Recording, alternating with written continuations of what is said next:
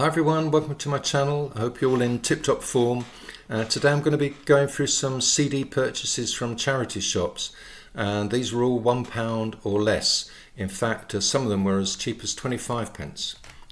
Right, first up we've got Tramcar to Tomorrow by Bop Deluxe, and this was put out on the Hux label.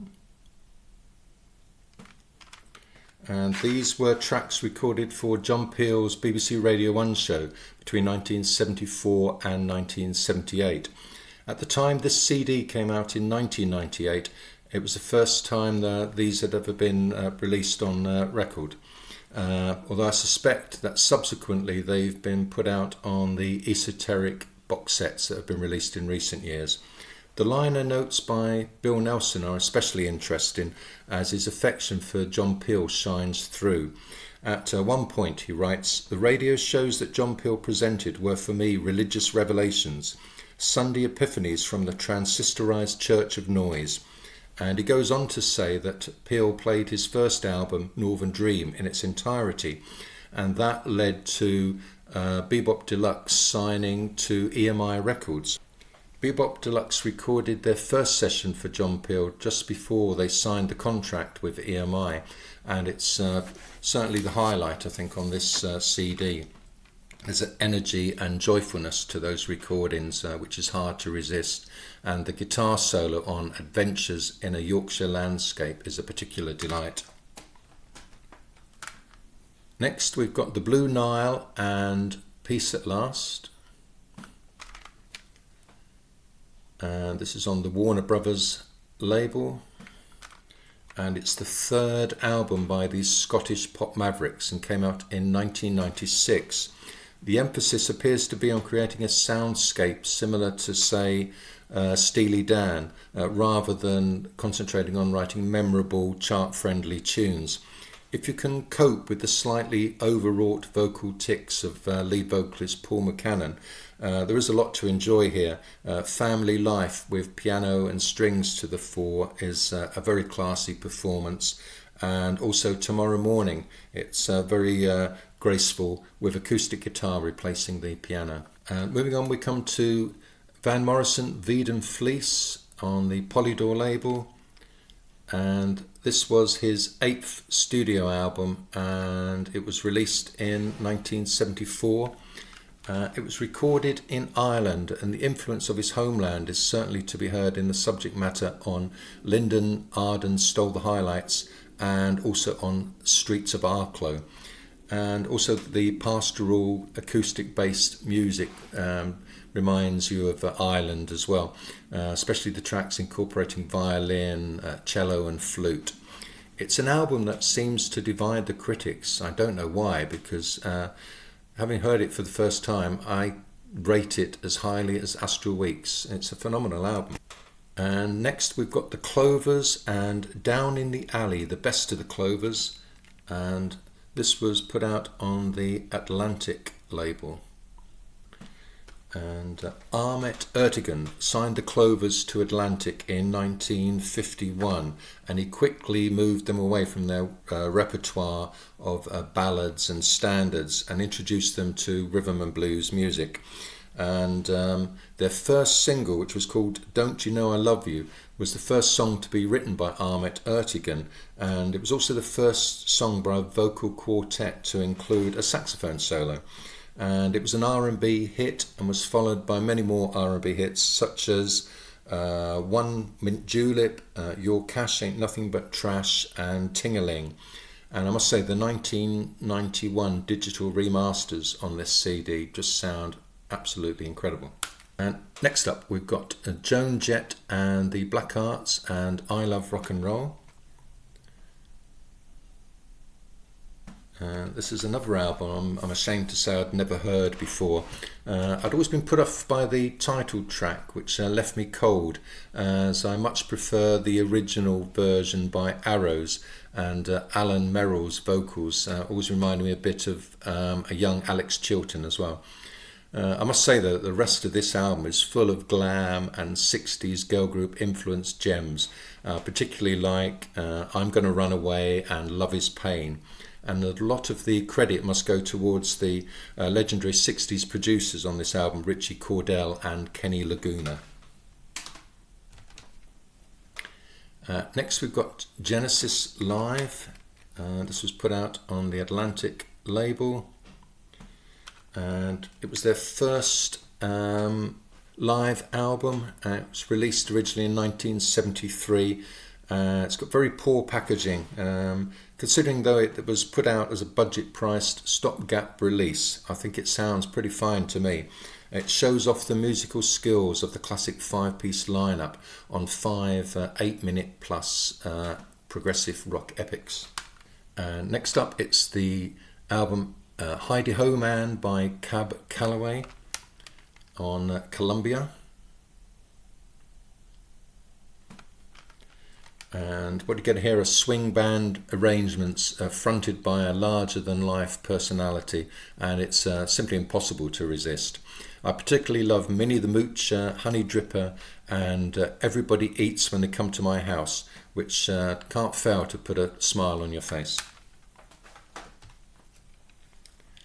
And moving on, we come to BRENDON, BENSON and Lapalco, and this was put out on the V2 label.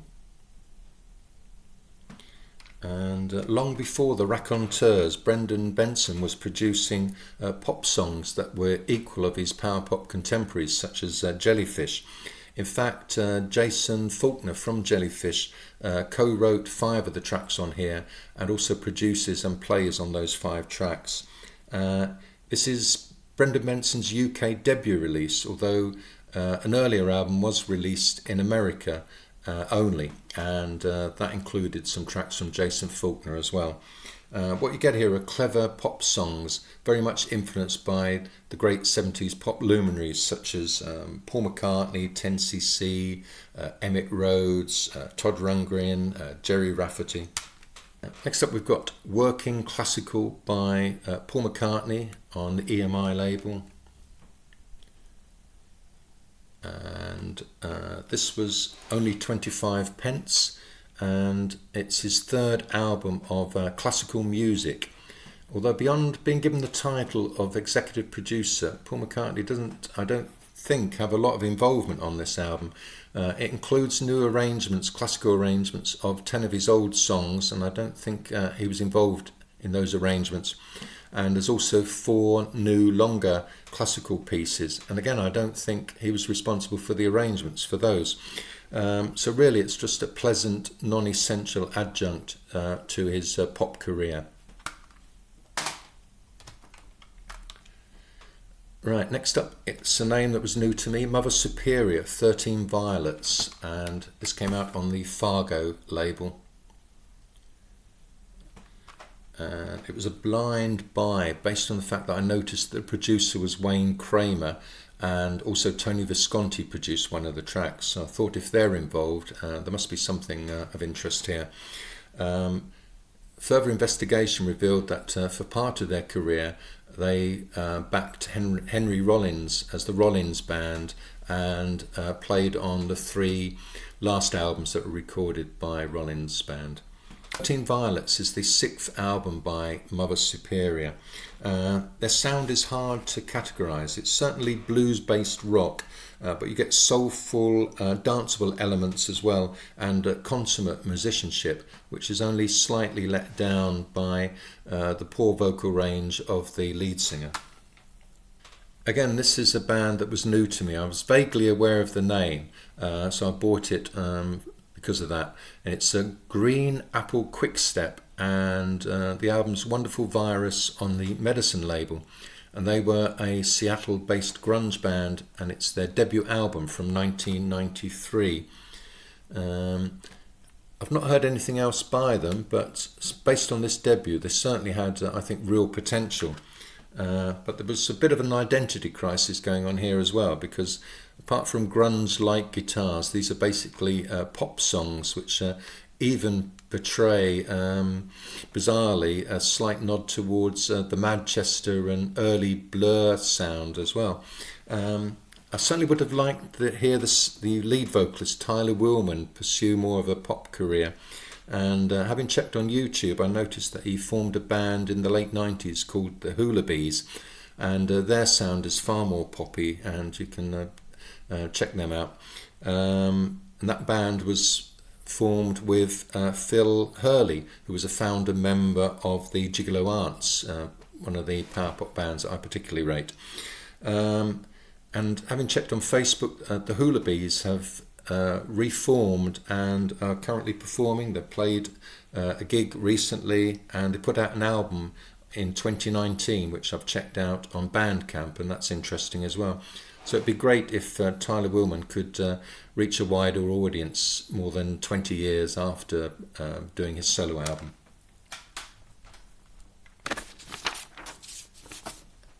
Next up we have Tell Mama by Etta James on the Chess label, and this is a 1968 album, originally came out on the Cadet label, and it's one of those rare occasions when everything just gels. Etta James' vocals have matured at this point into a swooning, magisterial, soulful delight to rival even, I think, Aretha Franklin. And Rick Hall's production at Fame Studios, Muscle Shoals, is of course just impeccable. And the studio musicianship, especially the horn section, guitarist Jimmy Ray Johnson, organist Dewey Oldham, and drummer Roger Hawkins bring a laid-back warmth to proceedings. The title track Tell Mama was her biggest pop hit, and her signature song is also on here, I'd Rather Go Blind. Next up, this was amazingly a 30 pence purchase. It comes in a slipcase, and it's called El Barrio and Gangsters, Latin Soul and the Birth of Salsa, 1967-1975. Various hits compilation put out on the Fania label. It's got nice packaging, and it's also got an informative booklet as well. I'll just show you a couple of pages from the booklet.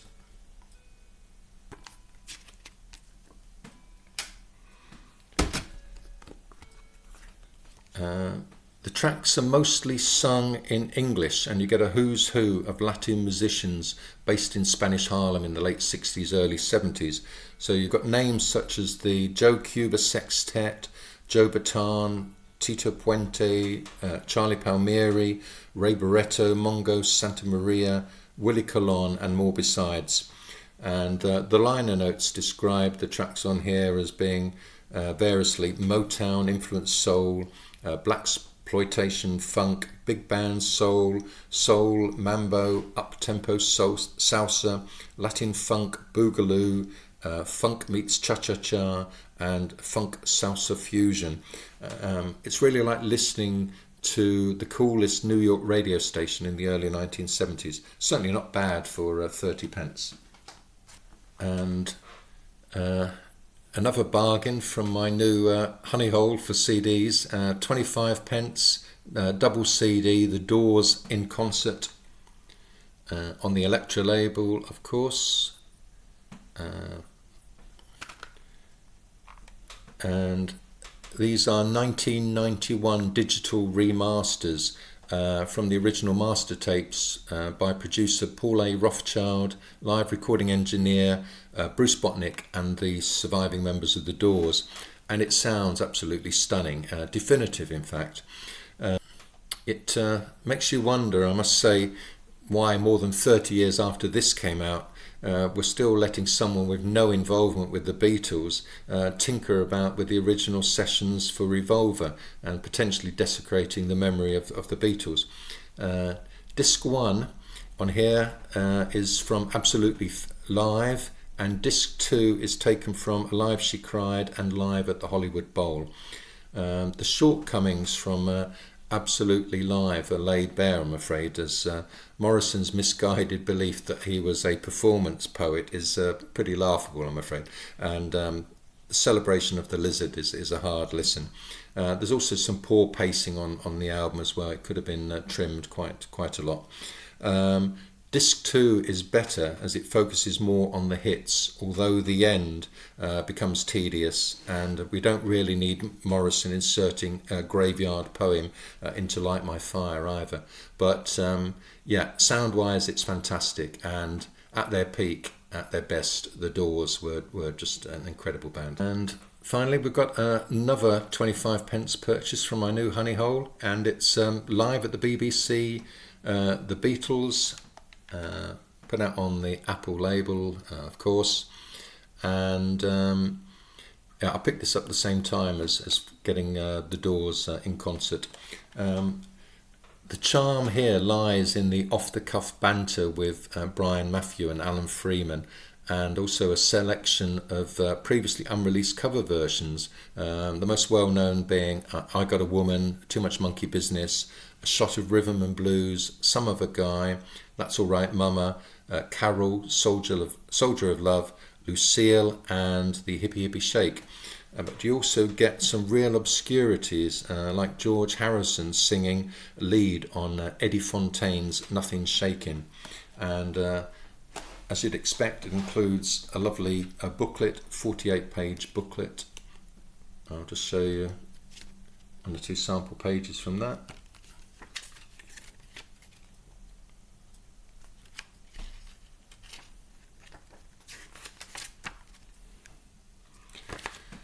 I'd sum this up as being an historic recording, and which adds to our knowledge and affection for the Beatles. So for 25 pence, you can't really go wrong.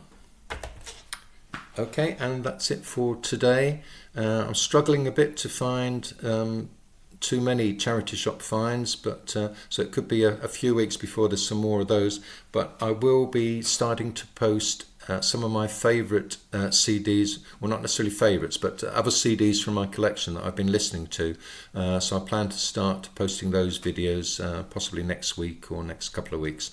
So until then, take care.